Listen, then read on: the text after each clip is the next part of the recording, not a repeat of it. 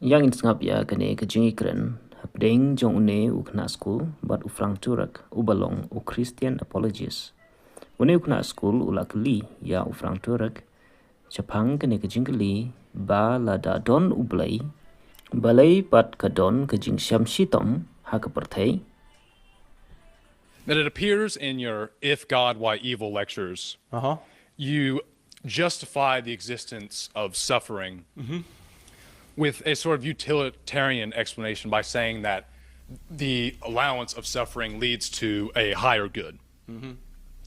But my question is that it doesn't seem like the good in the world outweighs the suffering, that it seems like it becomes worth it in the end, because most people who've ever existed and will ever exist are destined for hell. First of all, how do we know that? I guess we don't. So, that would be the question.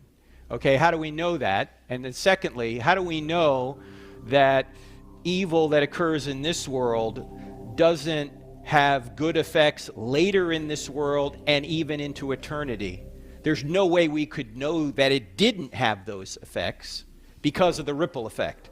For those of you that were up north last night, we went through this talking about the ripple effect, right? That every event ripples forward to affect trillions of other events. And for example, I mean, just think about the ripple effects in your own life. You wouldn't be sitting here today if your parents didn't meet, and their parents didn't meet, and their parents didn't meet, right? All those ripples, just people meeting and having children, allowed us to be here today. We can't trace all those ripples, but a being outside of time and space can. So we can't say that because something evil occurs today has no ultimate good in it. There's no way of knowing whether it has good or not in it. You've just got to, you don't have the knowledge to know that. Does that make sense? yes, so Okay. It seems like God shouldn't have created the world if most people who ever exist are destined for hell. Why? Because what you're assuming there is a moral standard judging what God does, right? Here's something that God can't do. He can't force free creatures to do what he wants, because if he does that, they're not free, right? If he makes them robots, then they're not loving. So in order for us to have true love and true moral choice, he has to give us free will. And if he gives us free will, it might be that even a majority of people freely decide not to accept the redemption that Christ has provided. Is God obligated not to create at all because more people reject him than accept him? Well, with utilitarianism, as far as I understand it, it's about weighing the good and the bad. So if more people go to hell, then under that ethical system, wouldn't it be considered Well, God's bad? not a utilitarian. God can bring... Utilitarian is do whatever is the most good for the most people, right? Mm-hmm. Well, that's smuggling in a moral law which defines what good is.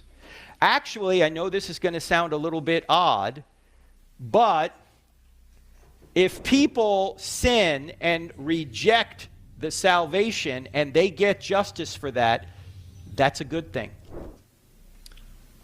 Okay? So just because everybody isn't saved, that doesn't mean that it's a bad thing. They made their choice, and they don't want Jesus. They don't want to be with God in heaven.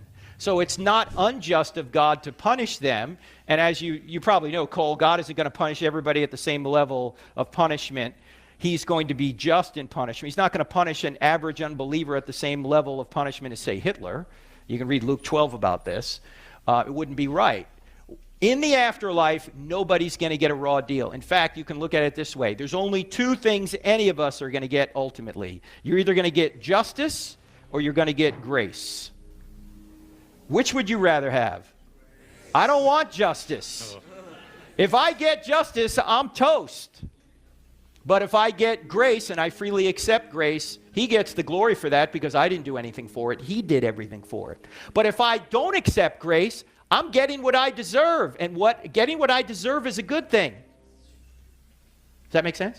Yeah, I think that's a good explanation, but then why then in your If God, Why Evil lectures do you use a utilitarian explanation to justify suffering if you think that utilitarianism ultimately fails. Well, I'm not using a utilitarianism to justify suffering. What I'm saying is that there are goods that come out of evil that we may not see, and that's why we can trust God. I'm not saying God is playing a utilitarian game. What I'm saying is that God allows free creatures to make their own choices, and he can redeem those choices even when we can't see when or how that redemption comes, because we're in this very small window of time and we can see very little.